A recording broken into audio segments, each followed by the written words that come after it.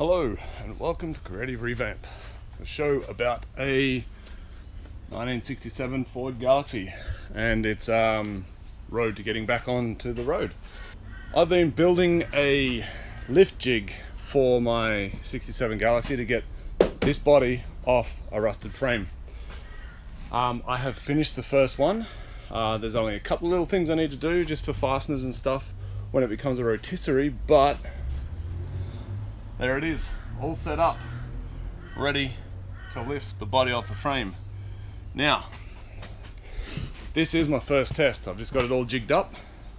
It's, as you can see here, got little notches added to these tongs here that clip onto this lip, so it remains stable and sturdy.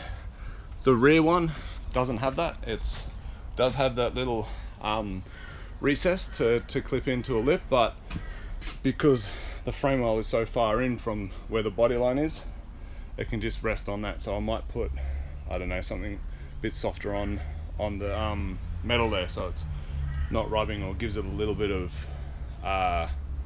purchase. So without further ado, I'm not going to keep going on and on with this. I'll set up the camera and I'll turn my my trusty impact driver and let's see if that body lifts.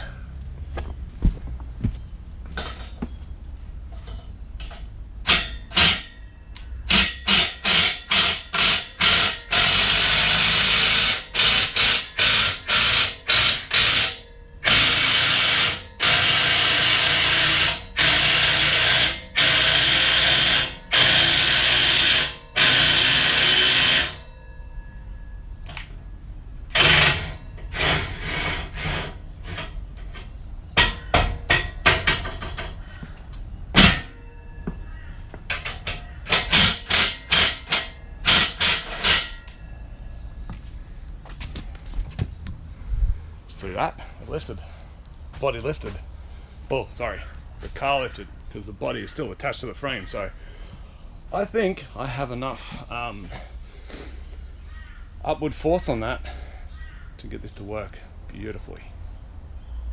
That is super exciting. I'm stoked. Right. Next step, make the next one. Rightio. So the frame that I ended with is a hybrid of two designs. The first design is this one, where I had a triangulated frame supporting two pipes that were fitting within one another for the rotation. And the reason for this was I was kind of figuring out what the best design would be to support both the uses of this jig that I wanted to test. So the other one here is this one, and the two things I wanted to use this for was to lift the body off the frame, and at a later date as a rotisserie to turn the body around and the frame around to work on the underside and get better access to things. Turns out that it worked out pretty well. So this is my second design. Right, so this is the first design. So the intention of this is for this to move up and down, and I actually went with this. So this is basically two concentric tubes, one sliding in the other with a threaded rod down the middle of it. I used an M16 threaded rod. Did the math, did the calculations. It's got more than enough strength in a tension scenario to support the weight of the car. Actually, the body and the frame. I was quite surprised and impressed with what it could support. But secondly, it also the thread pitch was enough to allow me to use a 1/4 inch wrench at the nut at the top to actuate that. My impact driver just didn't quite have enough guts to move this, but it's easy enough to do by hand. So all in all, it worked out quite well. So the things I took from this design was this aspect, where this all moves up and down. And the other aspect of the design was this frame. I omitted the side rails here because I kind of realized I had enough strength in the design just with an upright or two uprights. The reason for the two uprights was I didn't trust my ability to have good penetrating welds. Having a second upright, which you'll see in the video, I'll have the two uprights supporting this tube member. The second upright designed to have a lot more surface area to weld, so there's a bigger chance that I'll have aspects of that weld penetrating quite well. And then having two supporting members to resist that moment of rotation around here for that member. It's better supported to stop that rotation. So one of the things I did do was math on the rotating member. And when I designed it, theoretically, the member comes down about here, and theoretically this member is long enough to resist rotation. In reality, when I welded these two together, it wasn't exactly flat. There was a kind of a bend, an uplift at the end there. So it already kind of tended to tilt in a clockwise direction there. So then add extra weight, and that throws my theoretical maths out of the window, and it does start to tilt and lift. It's not a great design. Also, there's good chance that, like any tricycle, it tends to rotate in those directions as well. So in the video, I'll show you how I'll fix that. It's not a hard fix. There's two ways of doing it, but basically, yeah, you'll see in the video how I'll fix that. But the end design was basically this supporting structure with this rotating and lifting structure. And for a first attempt at fabricating anything ever, I'm pretty happy with it. The welds are terrible. My ability to design these things has gotten better.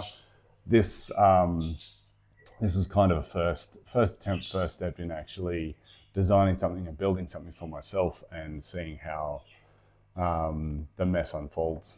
And it turned out all right. Let's get back to the video.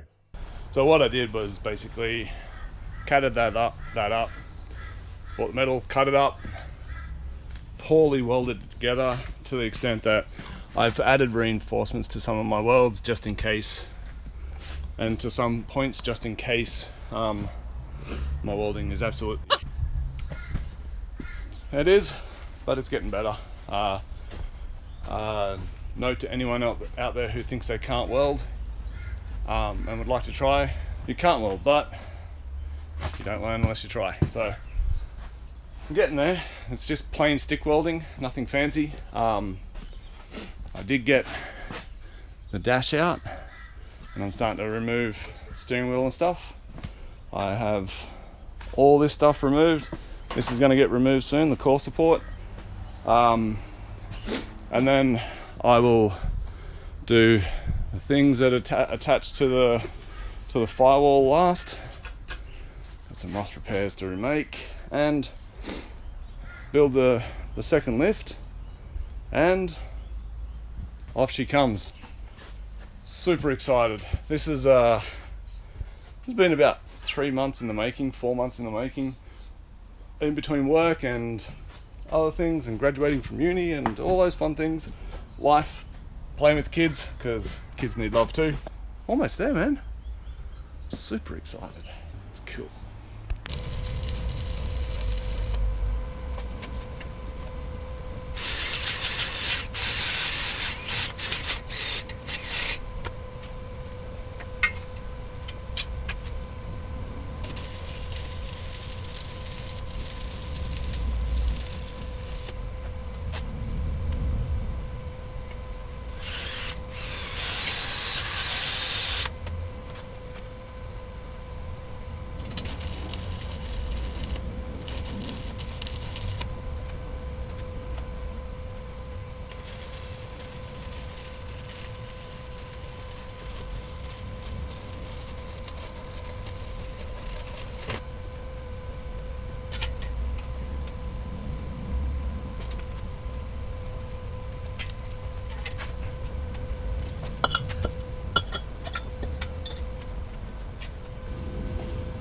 one of the things I am trying to improve on isn't so much the look of the weld and how correct the fillet is, but more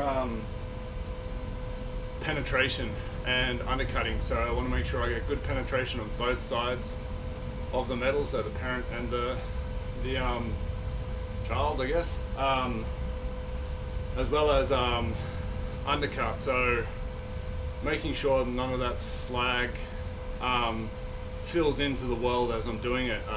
My previous welds for the other lift jig that I have built had a lot of that, and it's a structural issue. So there's no guarantee how deep that goes or whether or not you've got good penetration for each side of your metal. And I'm kind of picking my battles.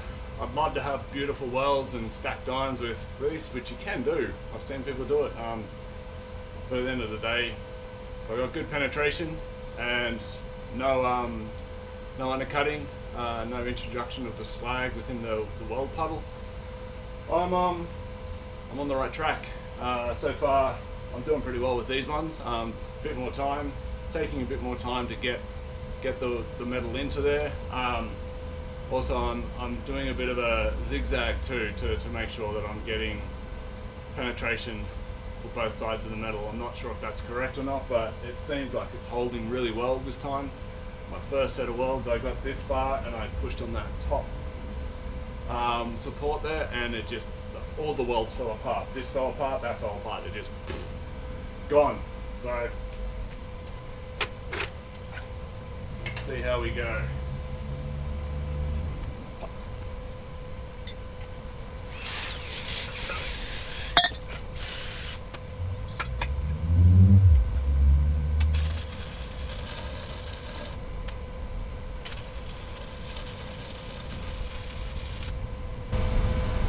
That was terrible.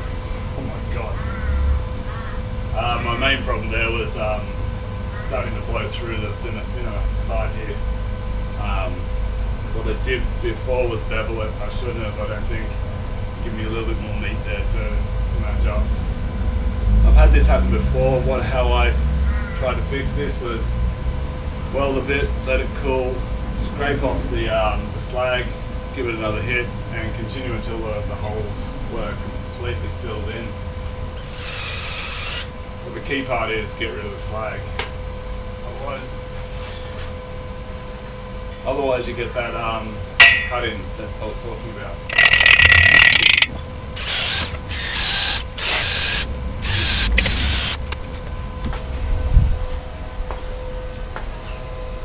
There you go, see, blow through, and pretty good penetration on both sides there by the looks of things, but just a bit of blow through. So I'll hit it again, bottom to top, so the slag and stuff drags down, but there we go.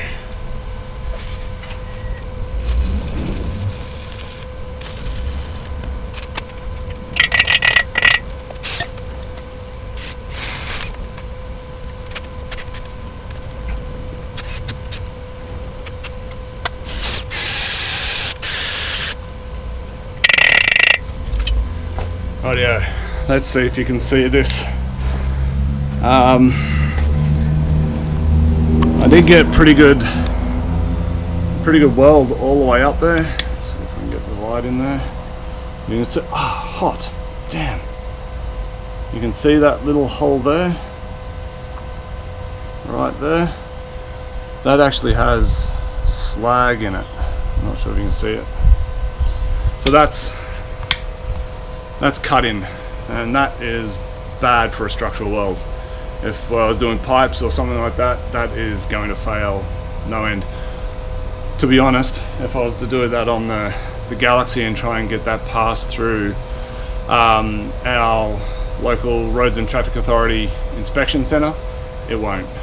We'd have to get an engineer, come in, evaluate the weld, deny the weld, that gets cut out and redone.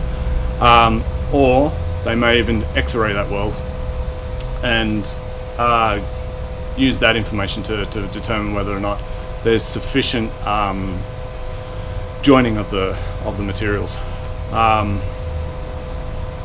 It's good enough for this. Not like I'm trying to build a hot rod right now. I'm just trying to build a jig that will pull the body off a frame. Other note, keep reminding yourself that your welds are hot by touching them. It's the best way to remember those things.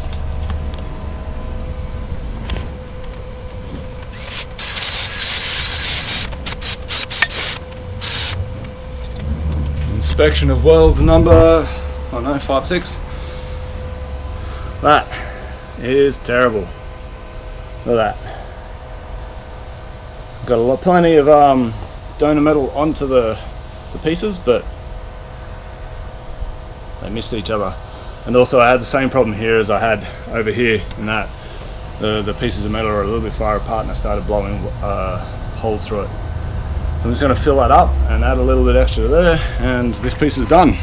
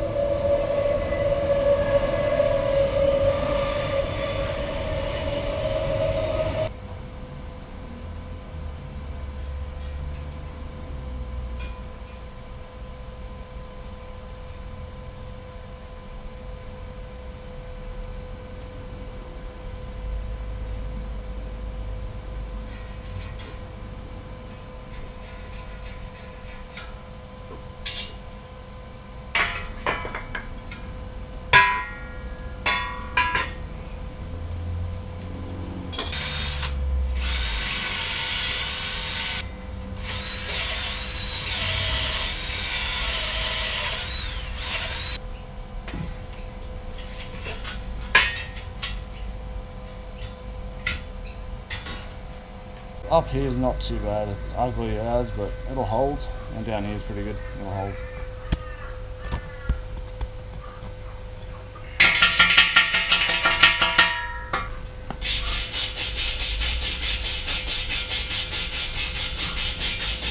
Not nice, but I had to get around that weld that was there. So it's still ugly, but I think that'll hold too. Obviously the real test is this.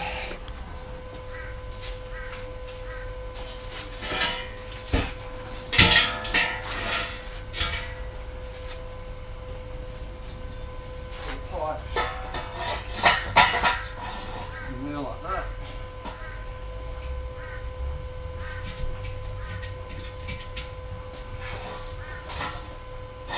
Go down here and to the top.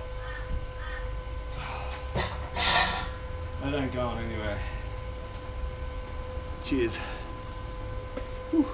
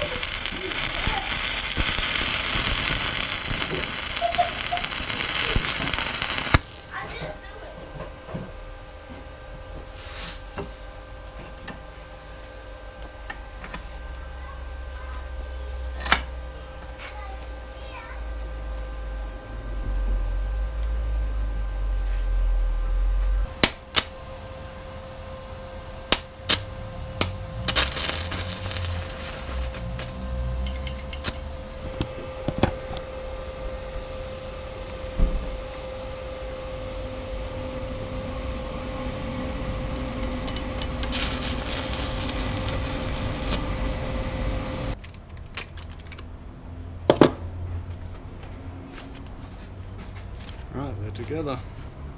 Rightio, let's get to drilling these holes.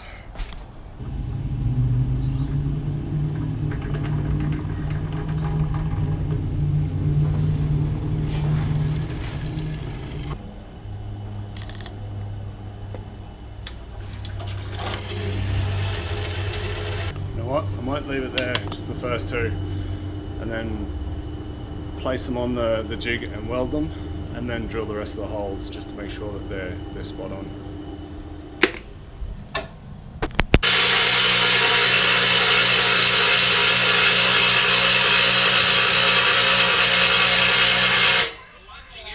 Lift going up. Massive play on the stroke at half time for the Cowboys. Holy shit, man. What's up? It works. Oh, yeah, ripping something out of the back there somewhere.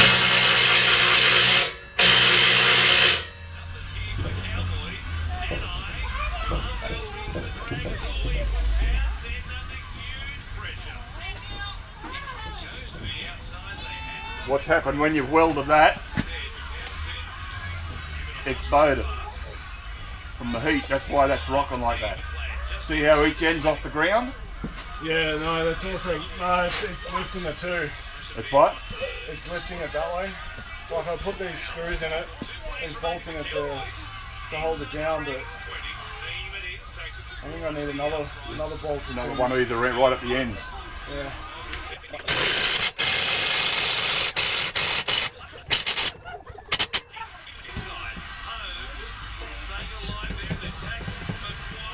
Jesus Christ. Yeah, what do you want?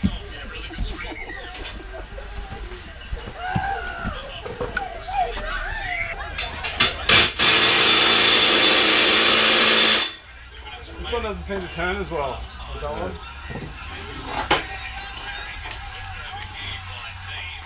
Maybe a little lubrication, maybe. You were going up there? Yeah.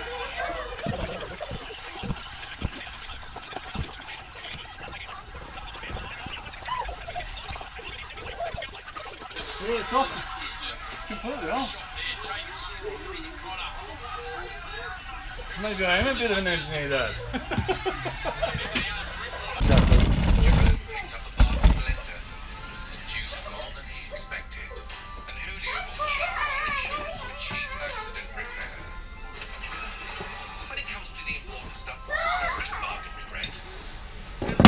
It's not all that far. That's not all that far from wheeling out front again, yeah.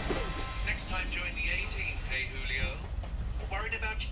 Well, yeah, the only thing I think that's stopping it now is Well, you did fit all that at the back end there. the bar. Yeah, the bar. Yeah. So I have a bit of a problem. First of all, I'm setting up my lifting jig just to test it out and just give it a bit of a run through and see if there's any weaknesses in the design. I'll say right now that the design isn't very good. Purely for the reason that the actual components that lift are the weakest point, which they shouldn't be. They should be the strongest point. Also, the main leg that comes out for stability isn't long enough. It is too short, and the weight of it is starting to bring them both sides up and collapse in. There's two ways around that, and I'm going to do the quick and easy way. I can weld extra steel on the end of it to lengthen it, give myself a little bit more leverage there. Ideally, it should come, the legs should come almost to the middle of the car, or join together, which is one option. We've got another piece of steel there which I can bring to length and bolt through, and that would work. the other thing I can do is just bolt the outside legs to the ground, put 4 on each side, easy to drill through, bolt them to the ground, and it would hold it down as well. If I stand on this side, it's more than enough force down to actually allow it to lift up. So there's a lot of flex in the actual lifting component, so even though I might have about 40 mil of lift, with that flex I don't think I'm going to have that much. It seems to lift it pretty easily. There's not a lot of issues there.